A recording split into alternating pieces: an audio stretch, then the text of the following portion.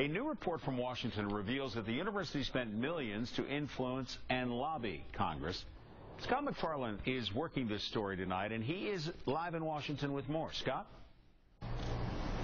Yeah, Marty, the SunlightFoundation, a government watchdog group, slipped us these numbers, and they are striking. Penn State University spending $3 million to lobby the federal government in recent years, about the same amount as Michigan State and Ohio State, potentially building up some goodwill at a school that desperately needs some in Washington. For years, the money might have been very well invested. Records show the university collecting $6 million in so-called earmark projects from Washington for cancer research, for agricultural programs. Bill Allison reviewed Penn State's lobbying and said it might have helped the university grease the wheels and land some big bucks that Washington hands out. What Penn State is interested in is everything from how student loans are paid for and how they're available they are to students, because that's where, a lot of their revenue comes from tuition. But the federal government also spends a fortune on research, on, from the National Science Foundation, National Institutes of Health, and a host of other programs. What Penn State is lobbying for is a bigger piece of that pie.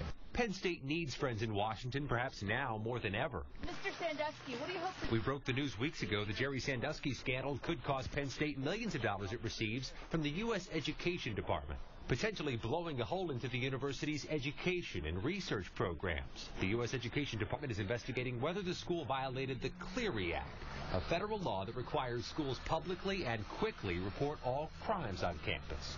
If so, the feds can strip their money to Penn State. And the Free report indicated the school did botch its handling of the Clery Act. The federal investigation still ongoing, I'm told.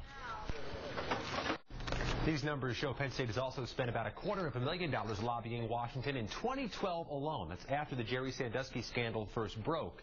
Will the university increase its lobbying expenses or change the way it does so because of the Sandusky story? They've promised to answer those questions. They haven't done so yet. We'll keep you posted. Live in Washington, Scott McFarland, 6 News. The SunlightFoundation, the government watchdog group that studied Penn State spending, says the university also spent $700,000 lobbying Harrisburg since last year, including money spent on what they said was gifts, hospitality, transportation, and lodging.